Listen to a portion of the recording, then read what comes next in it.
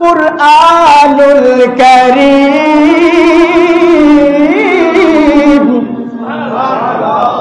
সেটা হচ্ছে কি আল্লাহর কোরআন।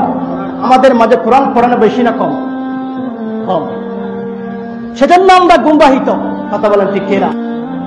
যে আগের যুগে যখন আমার দাদা দাদিরা যখন ফজরের নামাজ যখন হতো, নামাজের আগে তাহাজ্জুদ নামাজ পড়ে, তাহাজ্জুদের নামাজ শেষ করে আবার ফজরের নামাজের জন্য প্রস্তুতি নিয়ে ফজর নামাজ শেষ করে গুনগুন করে যখন সকালবেলা হয় তখন কোরআন তেলাওয়াত করত। কথা বলেন ঠিক কিনা?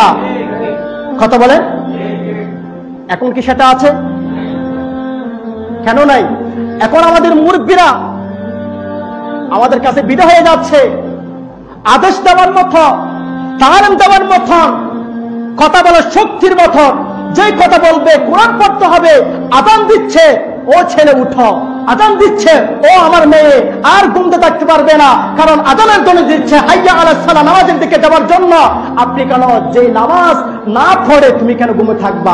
আজকে আমাদের কাছে, আজকে আমাদের মুরিদরা চলে গিয়েছে বিদায়, আজকে আমরা গুমরাহিত, আজকে আমরা জায়গায় জায়গায় ধরে যাচ্ছি। কথা বলেন ঠিক কিনা?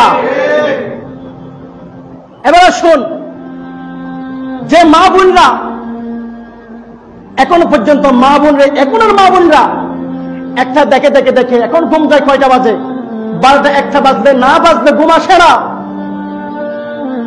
সেজন্য মা বোনরা পদে গিয়ে ক্ষতিগ্রস্ত হয়ে যাচ্ছে।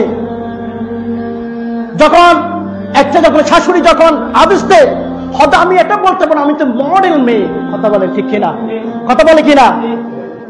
আবার আর হুজুর আছে, দয়ুস আছে না নাই?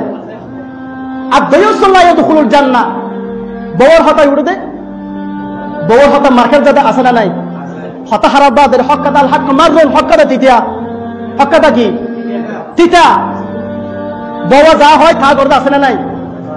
মার হয় অমা, অনার বোনকে হয়, কিন্তু ছেলে ফুজন না করতে আমা আর বউলা নালিশকেদার কি সমস্যা হয়ে আগে যাচাই না করে বউর হতা ধরিয়ে না মারে, গেদ্দি না মারিয়ে মারে নির্যাতন করতে আছে না নাই?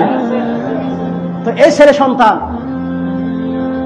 পদভ্রষ্ট না হয়, ওই যে বলছিলাম, কিন্তু বলেছিল খারাপ কাজ না ভালো কাজের আদেশ দিয়েছিল বউকে, কিন্তু বউ সেটা বলতে না পারে, তখন কি করলো? ওই দয়ুসের কাছে, ওই স্বামীর কাছে বলে দিল, আপনার আম্মু আমাকে দেখতে পারে না, আপনার আম্মু আমাকে মা মতো হিসাবে আমাকে দেখতে পারে না, শুধু একটা কারণ, ওই ভালো কাজের আদেশ দিয়েছিল, একমাত্র কোরআনের পড়তে বলেছিল, একমাত্র কোরআন যে উনিকে খাদ্য শুরু হয়ে গেল।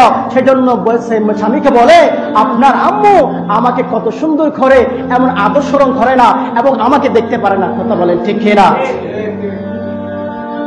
এগুলো তো আপনার মা কত সম্পদ, আপনার মা আপনার জন্য কত ভালোবাসা। আপনি যখন মরে যাবেন, যাদের মা নাই তাদের কাছ থেকে পূজার করুন।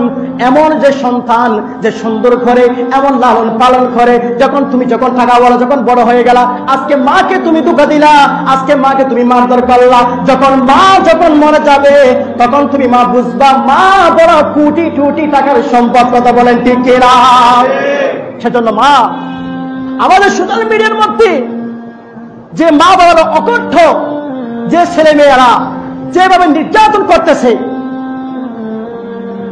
যে তুমি যদি মা বাবাকে অসন্তুষ্ট করে, তুমি যদি হাজার যদি করো, ইবাদত বন্দেগি করো, তোমার কোনো লাভ হবে? তোমার ইবাদত কি কবুল আসবে? আল্লাহ বলতেছেন না, আগে মাকে তুমি কি করো? সান্ত্বনা করো। যাদের মা বাবা আছে খেদমত করবেন, যাদের মা বাবা আছে সুন্দর আচরণ করবেন। যখন তোমার মা যখন তোমার জন্য যখন দোয়া করবে, যখন তুমি যখন অ্যাক্সিডেন্ট করতেছ, গাড়ির মধ্যে পড়ে যাচ্ছ, যখন তোমার মা তুমি যখন বিসমিল্লাহ বলে মাকে যখন সুন্দর করে আচরণ করে, যখন মাথিয়ে ঠ্যাঙের পা ধরে যখন সালাম করে বের হয়ে গেছো, আল্লাহর কসম আপনি ওই অ্যাক্সিডেন্ট থেকে বেঁচে যাবেন। উচ্চারণ করি সুবহানাল্লাহ।